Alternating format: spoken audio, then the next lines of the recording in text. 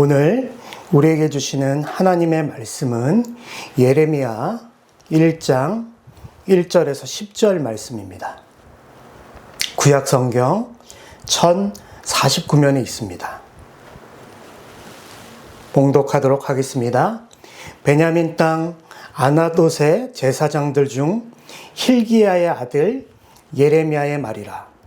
아몬의 아들 유다의 왕 요시야가 다스린 지 13년에 여호와의 말씀이 예레미야에게 임하였고, 요시야의 아들 유다의 왕 여호야김 시대부터 요시야의 아들 유다의 왕 시드기야의 11년 말까지 곧 5월에 예루살렘이 사로잡혀 가기까지 임하니라.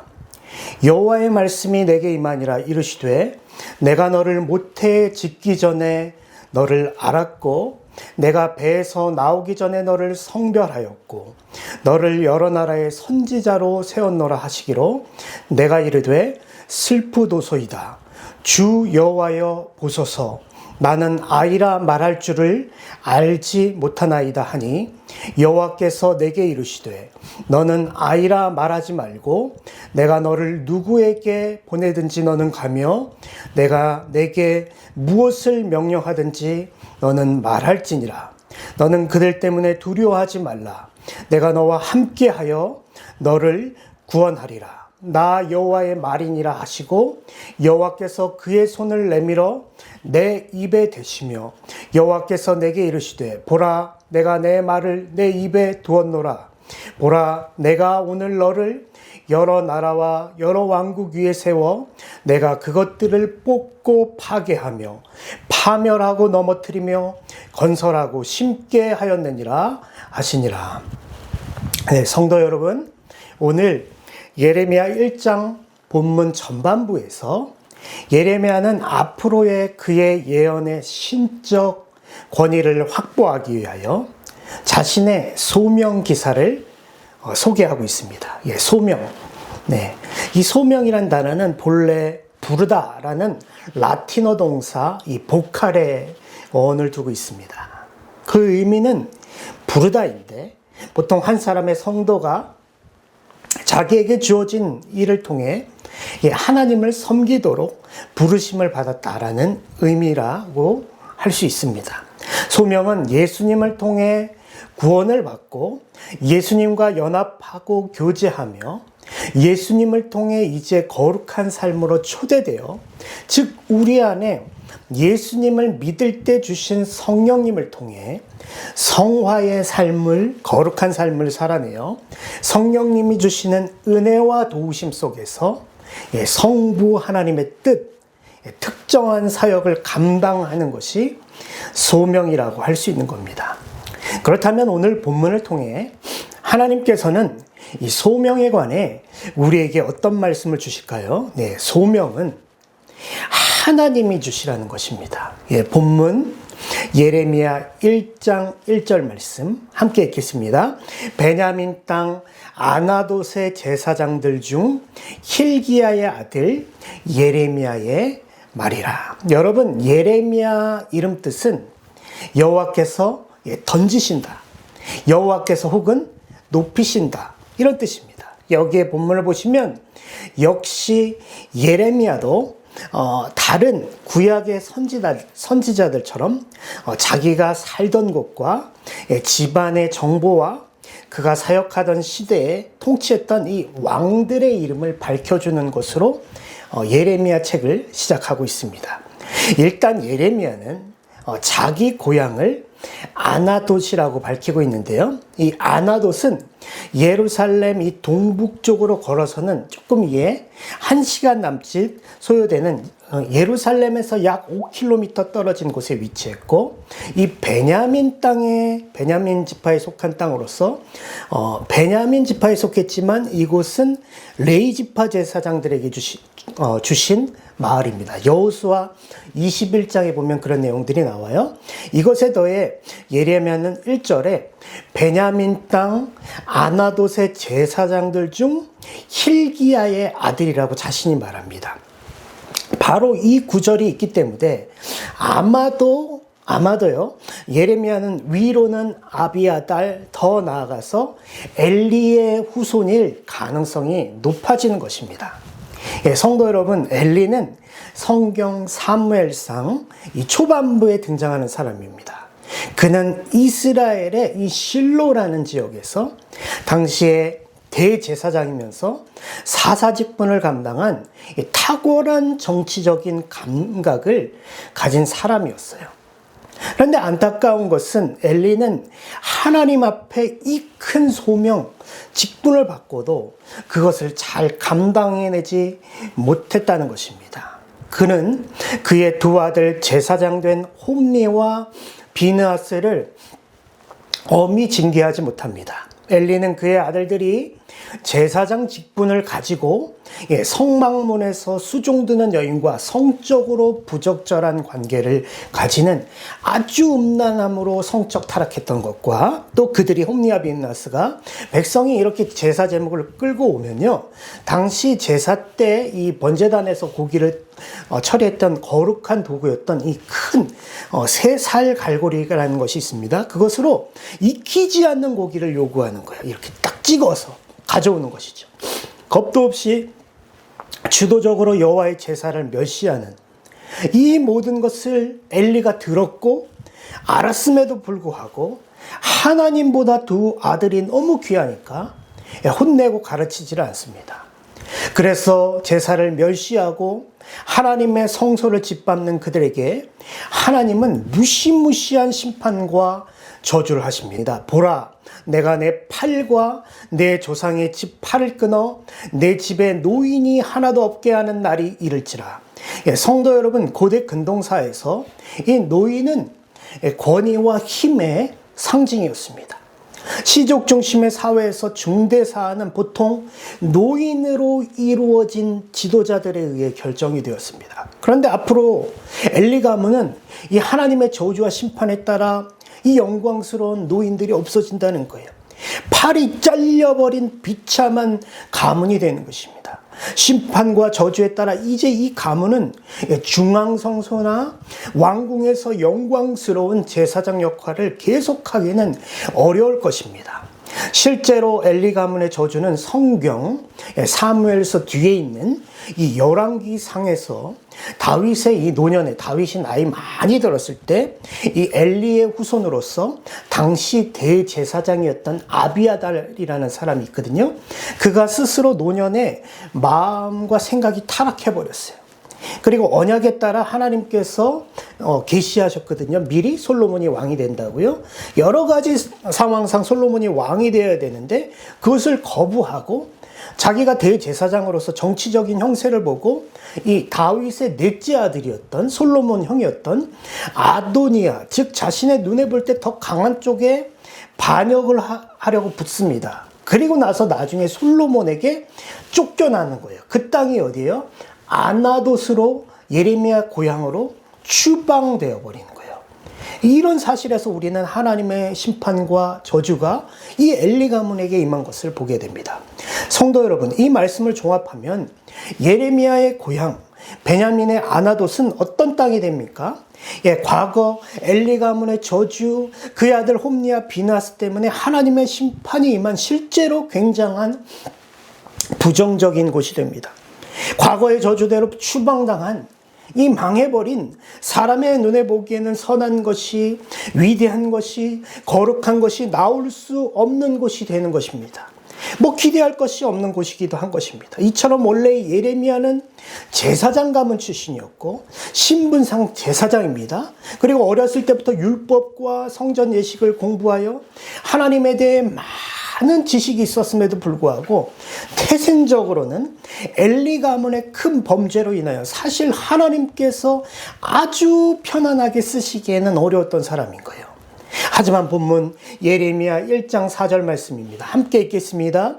여호와의 말씀이 내게 임하니라 이르시되. 여러분, 심판과 저주로 뒤엉킨 이 베냐민의 아나돗 땅에 사는 엘리의 후손인 예레미야에게 오늘 무엇이 임하는 것입니까? 저주대로라면 마땅히 이미 다 끊어져야 할 그 존재 가운데 생명의 여호와의 말씀이 저주와 심판의 뿌리를 가진 예레미야에게 임했다는 뜻입니다. 여기에 5절 말씀입니다. 내가 너를 모태에 짓기 전에 너를 알았고 내가 배에서 나오기 전에 너를 성별하였고. 성도 여러분, 하나님께서 예레미야를 선지자로 언제 선택하셨다는 것입니까? 어머니 모태에서 짓기 전, 소위 창세 전에 예레미야를 인격적으로 그렇게 관계적으로 아셨고, 배에서 나오기 전에 불강력적인 막을 수 없는 하나님의 은혜로 이미 구별하여 거룩하게 하셨다는 것입니다.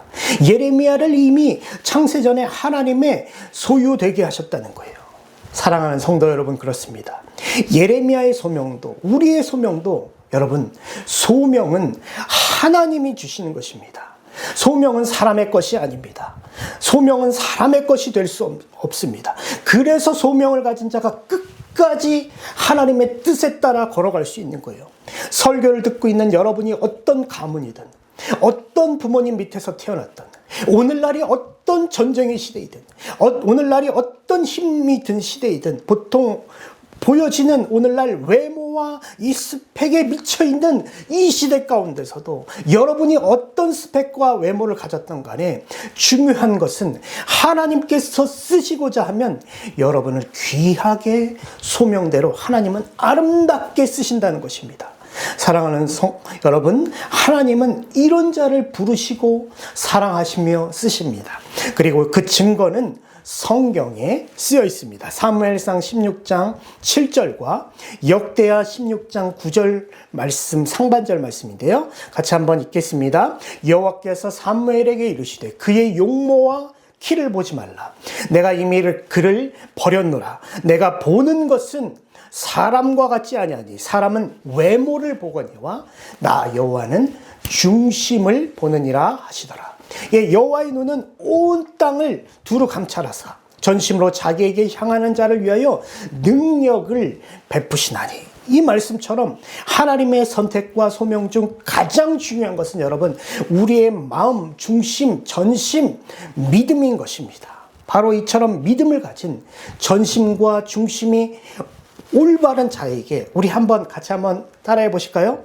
하나님이 하시면 하시는 것이고 아니면 아닌 것이다. 예. 하나님이 하시면 하시는 것이고 여러분, 소명은 아니면 아닌 거예요. 단순한 것입니다. 간단한 거예요. 성도 여러분, 이처럼 소명은 궁극적으로 내가 하고 싶은 것을 찾아가는 것이 아닙니다. 나의 꿈, 나의 비전, 우리 가정이 잘 먹고 잘 사는 것을 위해 가져야 하는 목표도 아닙니다. 소명은 하나님과 무슨 거래를 잘하기 위한 조건도 아닙니다. 소명은 하나님을 닥달하고 아니면 싹싹 빌어서 받아내는 것도 아닙니다. 여러분, 사실 저만 봐도 우리 이미경 사모와 지금 예수 그 이름 커뮤니티를 통해 예수 그 이름 교회를 세워가는 이 개척의 사역을 거의 응원해 주지 않습니다. 이 시대가 어려운데 무슨 개척을 하냐고. 그런 말들, 축복보다는 너는 현실 감각이 없다고 눈총도 많이 받습니다. 하지만 그럴 때마다 저와 저희 사모는 또 다짐합니다, 여러분. 소명은 우리의 것이 아니라는 것을 말입니다. 사람의 것이 아니라는 것을 말입니다. 소명은 인간적인 관점에서 다 알 수가 없습니다. 인간의 이해를 넘어서 있는 하나님의 뜻과 섭리와 계획이 소명인 것입니다. 맞습니다, 여러분. 소명은 하나님의 것입니다. 하나님의 부르심에 우리가 그냥 순종하는 것입니다. 하나님은 무엇보다도 저와 우리 이미경 사모의 중심, 전심, 믿음을 보고 계실 것이라고 저는 생각해요. 그것이 그래서 하나님의 뜻이라면 이 악한 세대에도 하나님이 예수 그 이름 교회를 어떻게든 세우실 줄 저는 믿습니다. 이것이 저와 이미경 사모가 가진 믿음이며, 우리 하나님은 이 어두운 세대에도 역시 절대주권의 창조자 되십니다. 성도 여러분, 이처럼 소명은 하나님이 주신다는 것을 우리의 마음판에 새기시길 바랍니다. 하지만 우리가 이 소명에 관한 소명에 대한 말씀을 나누면서 기억해야 될 것은 여러분 소명은 감당하기 어려운 것도 있다는 것입니다. 이것은 무슨 말씀인지 본문 예레미야 1장 10절 말씀 우리 함께 읽어보겠습니다. 보라 내가 오늘 너를 여러 나라와 여러 왕국 위에 세워 내가 그것들을 뽑고 파괴하며 파멸하고 넘어뜨리며 건설하고 심게 하였느니라 하시니라. 아멘. 10절에는 여러분 6개의 동사가 지금 나오고 있어요. 뽑다, 파괴하다, 파멸하다, 넘어뜨리다, 그리고 뭐요? 건설하다, 심다. 하나님께서는 앞으로 예레미야를 이 열방, 여러 나라의 선지자로 세워 이스라엘뿐만 아니라 열방에도 심판을 선언하고 또 부수고 파괴한 그 터전이 새로운 창조와 새로운 사역을 하시겠다는 것입니다. 그리고 그렇게 부름받은 예레미야의 소명이 사실 여러분 먼저는 무엇일까요? 심판인 거예요. 그런데 성도 여러분 문제는 무엇이죠? 오늘날 많은 그리스도인에게 소명은 건설하고 심게 하는 회복의 소명에만 관심이 너무 많은 거예요. 인기가 있고 사람들에게 명망이 높고 사람들을 통해 대접을 받는 이 긍정적인 소리, 이 번영, 온통 이 회복의 소명을 얻는 것에만 혈안이 되어 있습니다. 성도 여러분, 하나님은 죄로 다 썩어버린 남유다에게 예레미야를 통해 무엇을 먼저 말씀하고 계신가요? 아니, 선지서를 여러분 통틀어 보시면 보통 먼저 선포하는 말씀이 무엇입니까? 어떤 소명을 주십니까? 심판입니다. 죄로 인한 철저한 징계 후에, 회개 후에, 즉 다 뽑고 파괴하며 파멸하며 넘어뜨리신 후에 건설하고 심는 회복의 과정이 이 회개 후에 오는 것입니다. 그런데 오늘 이 시대는 심판과 회개의 과정에는 관심이 없습니다. 회개는 싫고 하나님께 돌아가는 것은 죽어도 싫으며 우상에도 한 발을 걸치고 하나님에게도 한 발을 걸친 상태에서 그냥 무작정 자기에게 좋은 긍정적인 무엇을 건설하고 심는 그런 허상으로만 가득 찬 자기 확신으로 가득한 이 소명만 부르짖고 있는 형국인 것입니다. 여러분, 소명은 감당하기 어려운 것도 있습니다. 여러분, 이렇게 소명은 좋은 것만이 아닙니다. 나를 기쁘게 하고 나의 비전을 이루며 꿈을 주고 돈을 많이 벌게 해주는 것만 아니라 소명의 핵심에는 고난과 십자가의 길도 있는 것입니다. 그러나 오늘날 울려 퍼지는 말씀들은 무수하게 이 소명에 대해서 착각하게 만듭니다. 마치 거짓 선지자들처럼 하나님께서 주시지도 않는 말들을 하고 있는 것입니다. 맞습니다, 여러분. 예레미야에게 있어서 소명은 회복이 먼저가 아니라 심판이 먼저였습니다. 그렇다면 예레미야는 남유다와 열방에 관한 이 심판의 메시지의 사역을 도대체 여러분 예레미야가 얼마나 감당했을까요? 몇 년을 감당했을까요? 본문, 지난번 본문이죠. 두 번의 본문이었죠. 예레미야 1장 2절과 3절 말씀 함께 읽어보겠습니다. 아몬의 아들 유다왕 요시야가 다스린 지 13년에 여호와의 말씀이 예레미야에게 임하였고, 요시야의 아들 유다의 왕 여호야김 시대부터 요시야의 아들 유다의 왕 시드기야의 11년 말까지 곧 5월에 예루살렘이 사로잡혀가기까지 임하니라. 요시야 왕과 예레미야 시대의 이 배경에 대해서 좀 더 알고 싶으신 분은 이전 설교 이 긴 영상 있죠? 지난번 올린 두 번째 설교였습니다. 포로기를 닮은 우리 시대, 그리고 예레미야라는 이 제목을 살펴보시면 압니다. 참고하셔야 됩니다. 일단 여러분, 예레미야가 몇 년이나 열방과 남유다의 심판 메시지를 전한 것을 알려면 2절에 예레미야가 소명을 받은 이 시점, 요시야 13년이 언제냐, 이것을 해석하는 것이 중요해요. 요시야의 왕 13년이 예레미야가 언제 소명을 받았는가 하는 것은 한 세 가지로 대체로 견해가 있어요. 세 가지로. 그것은 사역을 첫 번째 시작한 해가 아니라 태어난 해다. 태어난 해다. 그리고 이 기준을 나누는 것은, 이 세 가지 견해의 기준을 나누는 것은 예레미야 16장에 예레미야에게 결혼을 하지 말라, 독신으로 살라 라는 게 있어요. 그래서 문화적 풍습 때문에 거의 그렇게 세 가지로 나누는 거예요. 그래서 아까 지금 뭐라고 말씀드렸어요? 첫 번째, 시작을 한 해가 아니라 태어난 해이다. 자, 그래서 이 결혼의 당시의 통습을 보면요. 당시 이스라엘 남자들이 대체로 한 18살에서 20세에 결혼합니다. 예. 빠르면 14세에서 15세. 예전에 우리 조선시대 때도 뭐 결혼 빨리 했잖아요. 그런 일들도 흔한 일이었어요. 예, 탈무드는 20세가 넘도록 결혼하지 않는 남자들에게 저주를 선포했다고 하기도 해요. 결혼은 유대인들에게 당연하고 자연스러운 삶의 일부분으로 취급되었습니다. 그래서 히브리어에는 총각이라는 단어가 없다고 합니다. 그런 까닭에 아까 첫 번째 요시야 13년을 예레미야가 사역을 시작한 해가 아니라 태어난 해라고 한다면 독신하라고 말씀을 받은 것은 한 20대 중반 정도가 되는 거예요. 20대 중반. 그래서 그런 이유에서 태어난 해가 맞다 그렇게 주장하는 사람들이 있어요. 아니면 두 번째 요시야 13년이 사무엘이 이제 어릴 때 하나님의 사무엘서를 보면 이렇게 말씀을 받잖아요. 그때가 한 7살에서 8세 정도 되는데 예레미야가 오늘 그 정도 7세, 8세라는 거예요. 왜 이렇게 얘기하냐면 이렇게 주장하면 독신하라는 말씀이 이렇게 요시야 13년이 예레미야가 7세에서 8세다. 그러면 한 30대 초반 정도 됩니다. 예. 약간 노총각이죠. 그래서 좀 무리는 있지만 예레미야 안에서는 뭐가 있냐면 여러분 요시야 시대에 이렇게 예언들이 조금 있는 부분이 있어요. 그리고 아수르도 나오거든요. 그래서 설명도 가능하기 때문에 아무튼 이 요시야 13년이라는 시간이 예레미야가 한 7살에서 8살 정도였다. 요런 학자들이 지금 최근에 생겨나고 있어요. 그런데 저는 세 번째 견해, 전통적으로 지금까지 온 견해, 예레미야가 한 10대 후반이었을 거라고 저는 생각합니다. 왜냐하면 지금까지 여러분 아까 지금 설명드렸지만 그 기준이 뭐였어요? 이 세 가지를 나누는 기준이 당시 유대인의 결혼의 문화적인 배경만으로 예레미야가 10대 후반이 아니었을 것이다. 7세나 8세였다. 아니면 태어난 해이다. 그렇게 보는 것은 무리가 있다고 생각하는 거예요. 여러분. 당시에도 여러분 30대 후반, 그쵸? 노총각이죠?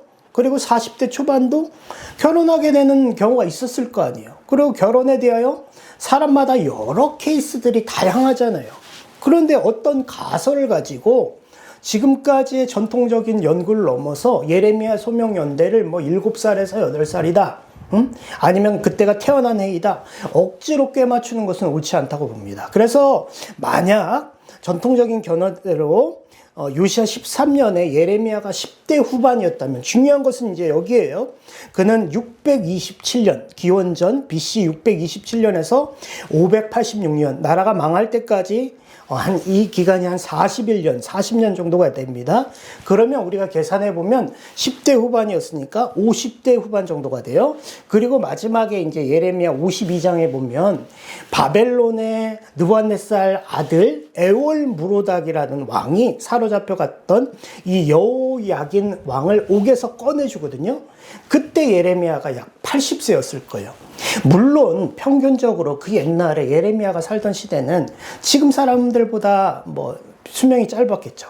그래서 제가 이런 얘기하면 뭐 80세 할아버지가 뭐 지금 뭐 예레미야 썼다 그러면 또 다른 가설들을 주장할 줄 압니다. 그러나 예를 들어 사람마다 처한 형편에 따라 수명이 다 다릅니다. 구약의 다니엘 같은 경우도 그 옛날에도 70세에 활동한 경우가 있습니다, 여러분. 그래서 80세 할아버지 예레미야가 여호야긴 왕을 방면한 것을 성경에 삽입하지 쓰지 못했다는 것을 전제로 삼아 예레미야 소명을 받은 나이를 막 이렇게 가설로 조정하는 것은 말이 안 된다고 생각해요. 어찌됐든 성도 여러분, 중요한 것은 정말 인생의 모든 것이 꽃피어야 할 시기, 황금기, 이 장년의 시기죠. 예. 청년, 장년, 중년의 시기. 예레미야는 뭘 전해요? 심판의 메시지를 전하는 거예요, 여러분. 얼마나 고통스럽겠어요. 약 40년 동안. 예? 예레미야가 전한 메시지의 핵심이 뭐예요? 남유다가 곧 망할 것이고 생존자들은 포로가 되어 바벨론으로 끌려간다는 심판과 절망의 말씀뿐이었습니다. 왜요, 여러분? 하나님이 예레미야에게 이 말씀밖에는 주시지 않았거든요. 친바벨론파라는 더러운 오물의 프레임을 예레미야가 쓰고 다닙니다. 40년 동안이에요. 예레미야 입장에서는 미칠 노릇인 거예요. 하기 싫은 거예요. 고통당하고 동족 사람들과 베냐민 땅 아나돗 사람들에게, 고향 사람들에게, 심지어 예수님처럼 자기 가족과 친척으로부터 따돌림을 받기도 하고, 반역죄를 뒤집어 쓰기도 하고, 바울처럼 매를 맞고 암살당할 뻔하기도 하고, 감옥에 갇히기도 할 뻔하고, 예레미야는 그 어떤 선지자들보다 혹독한 육체적, 정신적 고통과 수모를 경험합니다, 여러분. 그래서 예레미야의 별명이 눈물의 선지자인 거예요. 나중에 예레미야서를 계속 설교해 가면, 읽어보시면 그런 부분들이 계속 나옵니다. 실제로 예레미야는 자신의 조국 남유다가 다시 건설되어지고 심어지는, 회복되는 과정도 눈으로 보지 못했습니다. 그저 남유다 극단적인 민족주의자들에 의해 원하지도 않는 애굽으로 질질 끌려가서, 그 다음에는 예레미야가 어떤 삶을 살았는지는 성경에 여러분 나오지도 않습니다. 성도 여러분, 우리는 예레미야의 소명을 보며 기억해야 할 것이 있습니다. 지금 한국교회는 여러분 울어야 할 때라는 거예요. 어두운 시대, 심판의 시대입니다. 번영과 영광의 시대가 지나갔어요.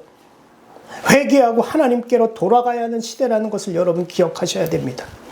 예레미야처럼 예수님이, 또 우리 예수님이 예레미야처럼 십자가 예수님이 지신 것처럼 잠잠히 순종하는 것, 그렇게 살아가는 것이 여러분 소명이에요.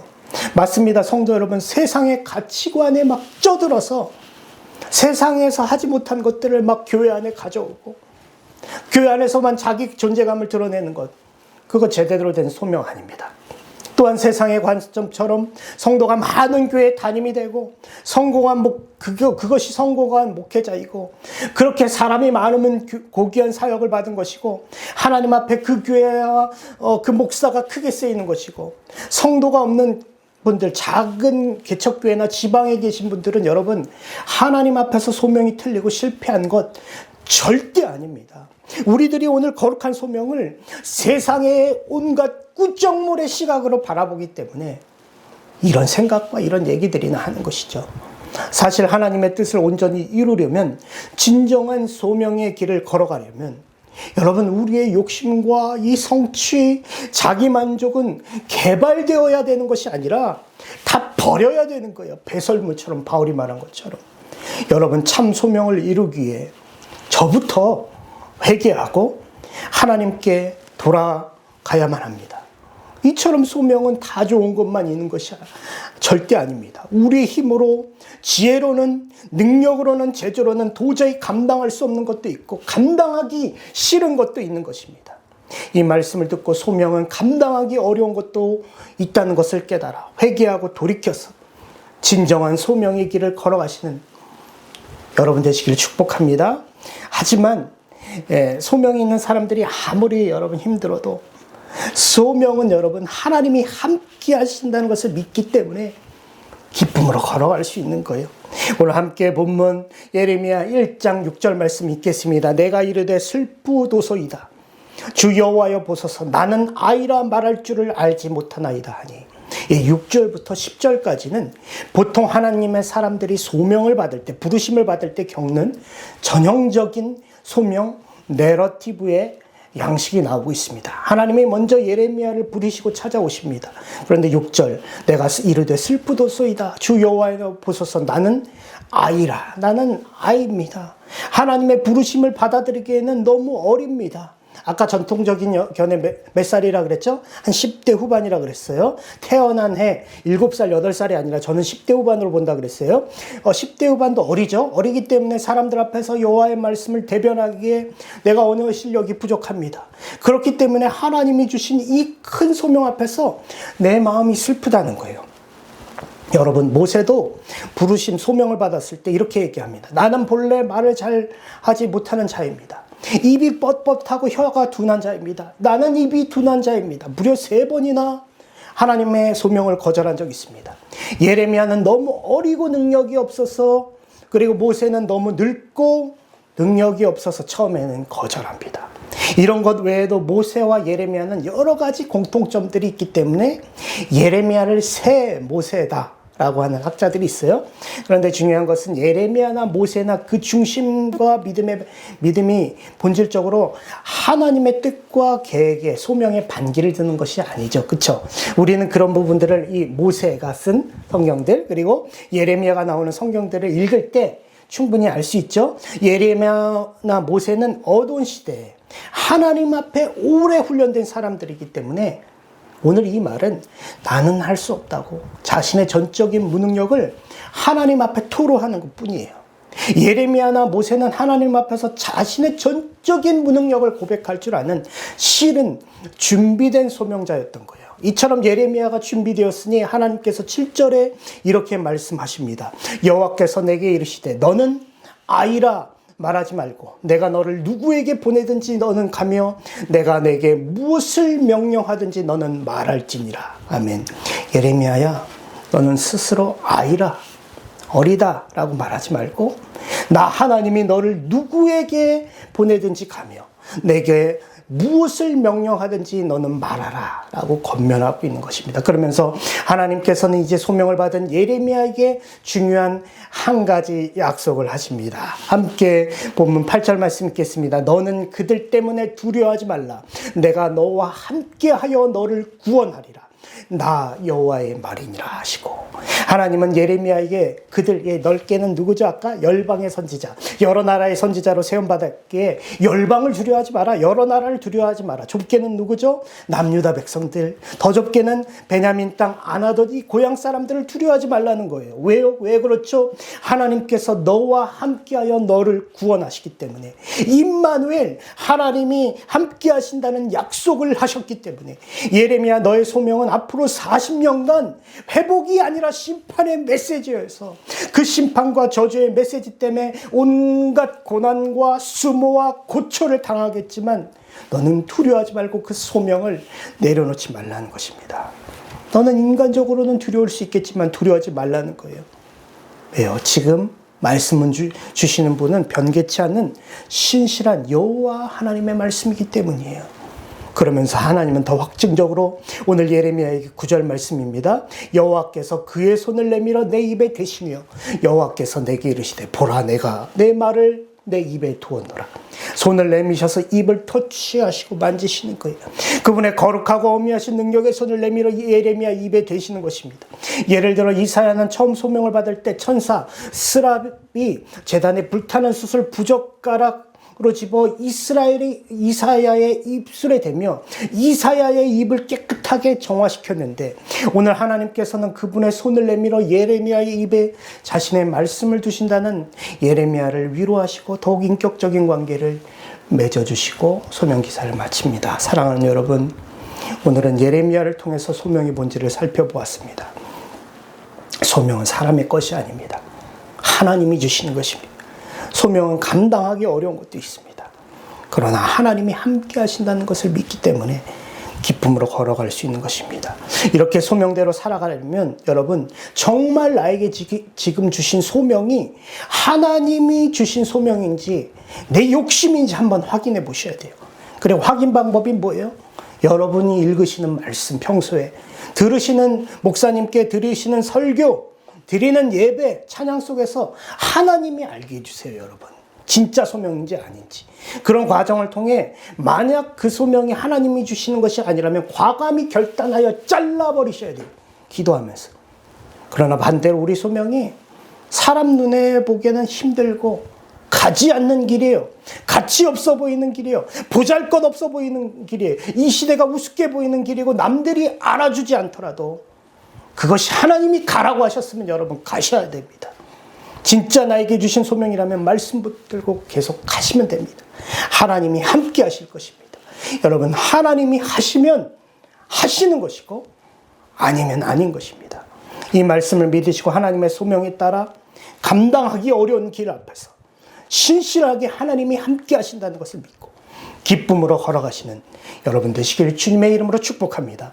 여기에 또한 하나님이 인도하시면 하나님께서 마음을 주시는 분들은 저나 또 이미경 사모에게 연락을 주시어 우리 예수 그 이름 교회와도 함께 성장해 나가고 교회를 세워나가시길 주님의 이름으로 말씀해 드립니다. 우리 이 시간 우리 함께 두 가지를 위해서 기도하겠습니다. 두 가지 놓고 기도할 때 첫 번째, 소명은 하나님이 주시는 것입니다. 소명은 감당하기 어려운 것도 있습니다. 그러나 소명은 하나님이 함께 하신다는 것을 믿기에 기쁨으로 걸어가는 것입니다. 하나님은 우리의 소명을 점검하고 하나님이 이 소명대로 걸어갈 수 있는 우리가 되게 해달라고 우리 주여 한번 부르고 기도하겠습니다. 주여! 하나님 아버지, 소명은 하나님이 주시는 것입니다. 소명은 사람의 것이 아닙니다. 이 시대가 자꾸 소명을 사람의 눈으로 재단하고 사람의 능력으로 사람의 것으로 제한하지만 소명은 하나님의 섭리와 뜻과 계획 안에서 우리의 중심과 전심을 다하여 걸어가는 것임을 아버지 하나님 믿게 하여 주시옵소서. 그러나 그 소명은 기쁜 것만 있는 것이 아닙니다. 즐거운 일만 있는 것이 아닙니다. 예레미야처럼 40년을 감당하기 어려운 그 심판과 저주를 하는 것이라도 하나님이 말씀하셨다면 기쁨으로 걸어갈 수 있도록 하나님 아버지 하나님 인도하여 주시옵소서. 신실한 하나님께서 우리와 함께 하시기 때문에 주님 아버지 기쁨으로 걸어갈 수 있도록 인도하여 주시옵소서. 이 시간 두 번째로 함께 기도해 주실 것은 예수 그 이름 교회를 위해서 기도해 주시기를 바랍니다. 여러분, 하나님의 뜻이라면 이 교회는 어떻게든 예수 그리스도의 머리가 된 이 교회가 필요하다면 이 약한 시대에도 하나님 세워가실 것입니다. 예수 그리스도의 영이신 성령님께서 예수 그리스도의 예수 그 이름 교회 주도적으로 세워가시고 은혜를 베풀어 달라고 교회를 함께 세워나갈 신실한 분들, 귀한 아버지 성도님들을 보내달라고 이 시간 주여 함께 부르고 기도하겠습니다. 주여, 하나님 아버지 하나님 기도합니다. 하나님의 뜻이라면, 아버지 하나님 여호와 하나님의 뜻이라면 이 교회를 반드시 세워나가실 줄 믿습니다. 예수 그리스도 머리가 된 교회, 사람이 머리가 되는 교회가 아니라 예수 그 이름이 머리가 되는 교회가 세워질 수 있도록 하나님이 인도하여 주시옵소서. 하나님 사람을 붙여주시고 마음을 움직여주시고 하나님 계획을 아버지 보여주시옵소서. 드러내주시고 절망하지 않게 하시고 낙담하지 않게 하시고 믿음으로 걸어가게 하여 주시길 간절히 원합니다. 하나님 아버지 감사합니다. 오늘 예레미야서를 통해서 소명은 인간의 것이 아니라 하나님의 것임을 배웁니다. 그러나 소명은 감당하기 어려운 것도 있음을 배웁니다. 예레미야는 40년 동안이나 하나님 남유다에 대한 저주의 말씀을 전하며 엄청난 고통스러움을 당했습니다.